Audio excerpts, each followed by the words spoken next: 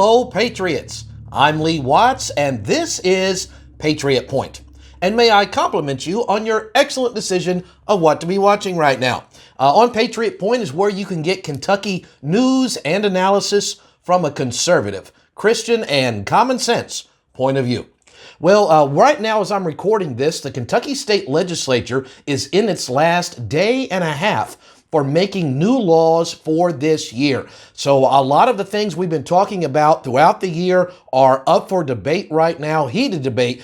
And so next week, we're going to show you this is what got passed into law. This is what failed. This is who voted for what. This is who voted against it. All the voting records, all the impacts. Make sure you tune in next week to find out about that. But this week, what we want to do is I want to talk about Mitch McConnell possibly retiring and how that is going to impact the Kentucky governor's election. If you were watching the news last week, you'll notice that Mitch McConnell fell down at an event, and when that fall, he wound up getting a concussion, a fractured rib. He has now been released from the hospital, but is yet to return to the Senate. Now, this is not the first time that McConnell has fallen down here in the last few years. This has happened before. He's getting older. He's 81 years old, and anybody knows when an older person falls down, it can have some serious problems with that. Now, however, this accident has actually turned into kind of a benefit and a good thing for Senator McConnell. And here's the reason why. He's been scheduled to speak at what's called Lincoln Reagan Dinners. A Lincoln Reagan Dinner is an event held by the Republican Party of different counties, and it's their big event for the year. And they'll have guest speakers in. Well, Senator McConnell is supposed to be the guest speaker at some of these, but it's kind of good that he's not right now because he's injured, and that all has to do with the January 6th tapes that have just been released. The Speaker of the House of Representatives up there in Congress, Kevin McCarthy, he went ahead and released this videotape to the people. And Mitch McConnell had got on camera repeatedly and said, don't release this to the people. But the guy released it anyway, so we actually got to see what happened. And here's the problem. It shows that what Mitch McConnell and the Democrats have been telling us for 2.5 years is not true. In fact, it's the exact opposite of what they've been telling us for 2.5 years. And this was going to make Mitch have to answer some very uncomfortable questions at these different events, which he will not be going to right now. Now, do not be fooled. Don't let him or anybody else that's in leadership in Congress and the Senate say that they didn't actually know what really happened. If any of them say that, this is my response to that. Cheated. Liar! Liar! Liar! That's right, liar. I don't believe for half a second, and neither should you, that Mitch McConnell and the others who are in leadership didn't actually know what happened that day. They've had access to this footage for 2.5 years, and don't let them tell you otherwise.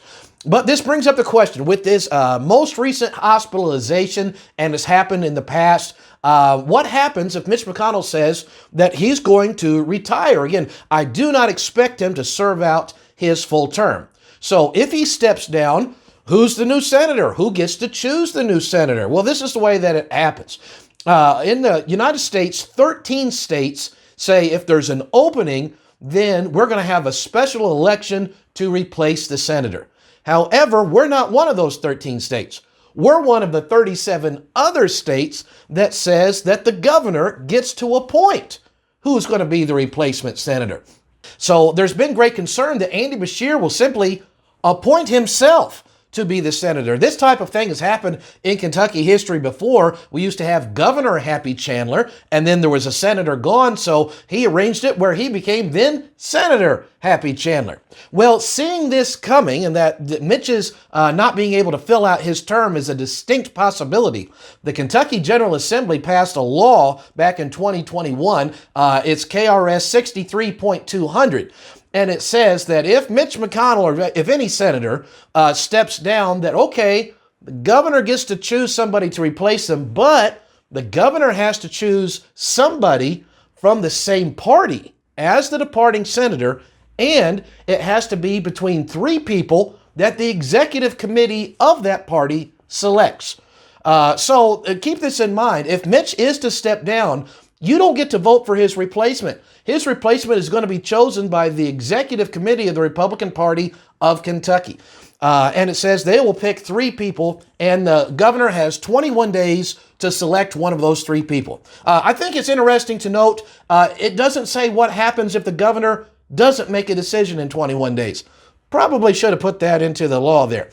So I fully expect Mitch McConnell to not serve out his term, which means he was in full support of this law. Of course he was, because he's going to be able to basically handpick his successor, the 3 people that he wants, which is going to make that person automatic incumbent when they actually do have the election that would be very next.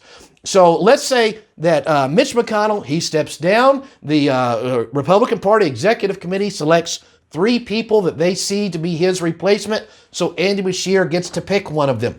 Who's Andy Beshear going to pick? Is he going to pick, this is the strongest conservative, and that's who the people want, so that's who I'm going to pick? No, of course not. Andy Pandy is going to pick the absolute weakest person that he possibly can. Why? Because either he's going to want to run against that person for a Senate position and go to Washington, or he's going to want another Democrat to run against that person. So we can expect, if he gets to choose, it'll be the absolute worst candidate of the 3 is who he will choose for that. Now, let's say that Mitch is unable to return to the Senate, and this announcement comes before the governor's primary election, which, by the way, the governor's primary election is in exactly 2 months from today, 60 days from now. Do you realize we'll be voting for whoever's going to be the Republican candidate for governor? But it's unlikely that Mitch would make this decision to withdraw and step down before the primary. Highly unlikely. So let's say it happens after the primary election. Well, then some screwy things going to happen. The party could say, well, we are going to choose the person who won the primary or the lieutenant governor running mate. Now, that would really throw a wrench in things, because then what if the guy running or his lieutenant accepts? Then we've got somebody running for governor who maybe nobody voted for because they were the running mate, and now the governor's gone. That would be a disaster area. Let's say, however, that Mitch steps down after the primary and after the election in November. So if it happens after the election in November, if, Lord forbid, Andy Beshear were to win re-election, then he would get to pick out of the 3 different candidates they put up, and he'd pick the absolute worst person that he could.